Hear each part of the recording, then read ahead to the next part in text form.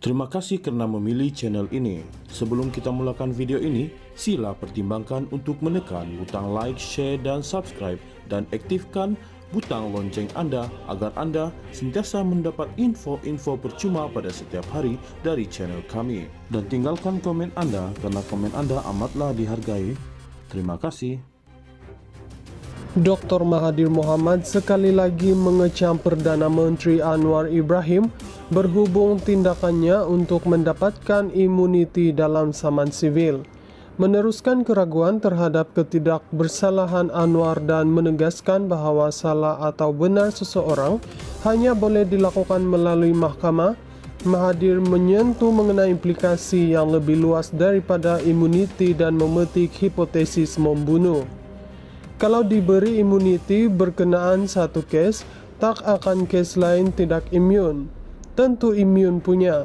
Jadi Perdana Menteri boleh bunuh orang pun okeylah, katanya melalui satu hantaran di media sosial hari ini.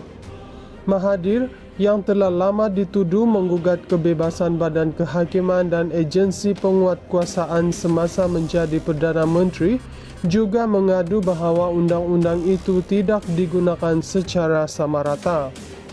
Di Malaysia, pelaksanaan undang-undang pilih bulu. Bagi satu orang yang Mahkamah Tinggi sudah hukum salah, hukuman tidak dilaksana kerana konon menunggu keputusan rayuan. Apabila appeal court juga mendapati ia salah, masih juga hukuman tidak dilaksanakan. Bagi orang lain sebelum pun dibicara di mahkamah, hanya semasa siasatan mereka akan dimasuk dalam tahanan berbulan-bulan, harta dirampas, keluarga ditekan. Pendek kata, sebelum pun didapati bersalah sudah dihukum, didera, itu bagi orang lain. Jelaslah walaupun tertakluk kepada undang-undang yang sama, tetapi pelaksanaan tidak sama. Memang benar dalam kes seperti membunuh atau mengedar dada, yang dituduh boleh dimasuk dalam tahanan sementara siasatan dibuat. Tetapi kerap juga kes yang tidak serius dimasuk dalam tahanan juga, kemudian dibebas tanpa sebab, katanya lagi.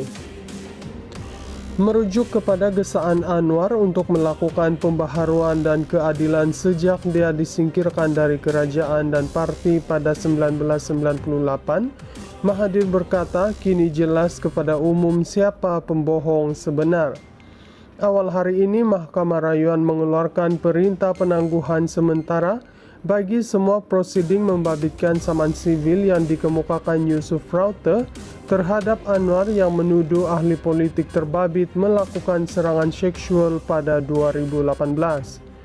Panel 3 hakim membenarkan permohonan Anwar untuk menangguhkan saman sivil Yusuf sementara menunggu pelupusan tawaran Perdana Menteri untuk mendapatkan penangguhan penuh. Minggu lalu, Anwar menegaskan bahawa usahanya untuk menggantung saman terhadapnya bukan sekali-kali bertujuan untuk mendapatkan kekebalan peribadi daripada litigasi. Sebelum ini, Mahathir berkata percubaan Anwar untuk mendapatkan kekebalan undang-undang memberi gambaran bahawa dia mungkin bersalah atau tuduhan yang didakwa ke atasnya. Dr. Mahathir Mohamad sekali lagi mengecam Perdana Menteri Anwar Ibrahim berhubung tindakannya untuk mendapatkan imuniti dalam saman sivil. Meneruskan keraguan terhadap ketidakbersalahan Anwar dan menegaskan bahawa salah atau benar seseorang hanya boleh dilakukan melalui mahkamah, Mahathir menyentuh mengenai implikasi yang lebih luas daripada imuniti dan memetik hipotesis membunuh. Kalau diberi imuniti berkenaan satu kes, tak akan kes lain tidak imun. Tentu imun punya. Jadi Perdana Menteri boleh bunuh orang pun okeylah, katanya melalui satu hantaran di media sosial hari ini. Mahathir yang telah lama dituduh menggugat kebebasan Badan Kehakiman dan agensi penguatkuasaan semasa menjadi Perdana Menteri juga mengadu bahawa undang-undang itu tidak digunakan secara sama rata. Di Malaysia, pelaksanaan undang-undang pilih bulu. Bagi satu orang yang Mahkamah Tinggi sudah hukum salah, Hukuman tidak dilaksana kerana konon menunggu keputusan rayuan. Apabila appeal court juga mendapati ia salah, masih juga hukuman tidak dilaksanakan. Bagi orang lain sebelum pun dibicara di mahkamah, hanya semasa siasatan mereka akan dimasuk dalam tahanan berbulan-bulan, harta dirampas, keluarga ditekan. Pendek kata, sebelum pun didapati bersalah sudah dihukum, didera, itu bagi orang lain. Jelaslah walaupun tertakluk kepada undang-undang yang sama, tetapi pelaksanaan tidak sama. Memang benar dalam kes seperti membunuh atau mengedar dada, yang dituduh boleh dimasuk dalam tahanan sementara siasatan dibuat. Tetapi kerap juga kes yang tidak serius dimasuk dalam tahanan juga, kemudian dibebas tanpa sebab katanya lagi.